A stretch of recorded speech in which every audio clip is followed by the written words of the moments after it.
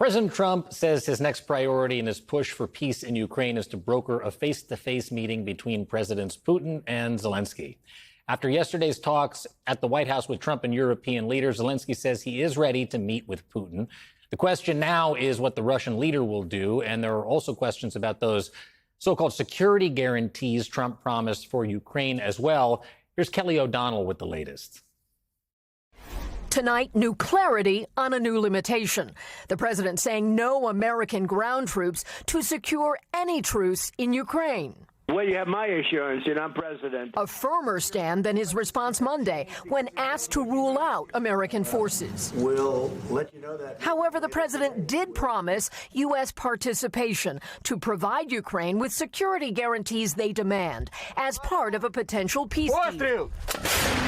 The president has definitively stated U.S. boots will not be on the ground in Ukraine, but we can certainly help in the coordination and perhaps provide other means of security guarantees to our European allies. Tonight, the White House says Vladimir Putin has agreed to what would be a major development in the president's push for peace, a Putin-Zelensky face-to-face meeting, with President Trump prepared to join them for a separate follow-up meeting.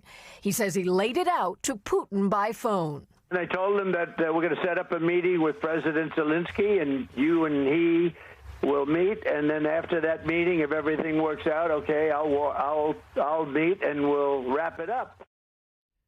It is not clear where any Putin-Zelensky sit-down would take place. Two possible locations that are reportedly in play: Geneva, Switzerland, and Budapest, Hungary.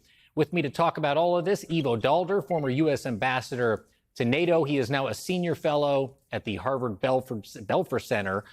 Good to see you. Zelensky called yesterday's meeting a significant step toward ending the war.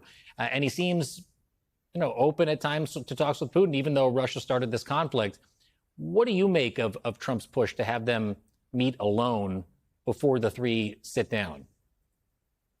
Well, it'd be great if they met alone. It'd be great if they met, period. Of course, the Russians and the Ukrainians have been talking at lower levels for quite a long time. And in fact, since the beginning of the war, with some brief hiatus in between. I remain skeptical that, in fact, Vladimir Putin will sit down in the end with President Zelensky. Everything we hear from Moscow suggests that there is no appetite for this. The readout that the Russians gave on the call between President Putin and President Trump yesterday was that they were willing to raise the level of the delegation, but they never talked about the president being the level at which that meeting would take place. And today, the foreign minister, Sergei Lavrov, said it takes a lot of preparation to get a meeting like this going. That's, of course, not the way that Donald Trump does things. He just has meetings and hopes that the force of his personality will be sufficient to change people's minds. The reality is there's real differences between Russia and Ukraine. The most important one is that Russia wants to dominate Ukraine, and Ukraine doesn't want Russia to dominate it. And that issue hasn't been addressed, and a meeting is unlikely to solve it. You sound like skeptical, like President Macron of France. He says he doesn't think it's going to happen, or at least he doesn't have a lot of faith that Vladimir Putin has a desire for peace. If they did meet face to face, one on one, what would Zelensky be facing there? Well, he would meet him as an equal across the table, and both sides would presumably lay out their positions. They're quite clear what the positions are. The Russian position is that the sovereignty and independence of Ukraine needs to be curtailed, that key decisions on security guarantees and security alignments and indeed the future of Ukraine as an independent state ought to be made in Moscow and not in Kyiv. And President Zelensky will make very clear that he is the president, the elected president, democratically elected president of Ukraine, that Ukraine includes all of the territory that are recognized by international borders, indeed recognized by Russia, both in 1991 and again in the Budapest Memorandum signed in Budapest back in 1994, and that he wants this war to end by Russian troops to withdraw, the children that were abducted to be returned, and Ukraine to be able to do what every other nation can do, to decide who it wants to be aligned with, and to decide what kind of armed forces it has. I imagine that's what the meeting would be about. And but in the best circumstances, they'd say there may be some ways they can work on some issues. The more likely is they both go home and continue to fight. A lot was made of the that phone call that Donald Trump reportedly made in the middle of the meeting to Vladimir Putin yesterday. But Trump has now said, he didn't make the call in front of European leaders to avoid being disrespectful to Putin. But then he also said this about his relationship with Putin. Let's watch this. I maintained a very good relationship. I mean, you saw that when he got off his plane, I got off my plane. There's a warmth there that you can't, there's a decent feeling. And it's a good thing, not a bad thing.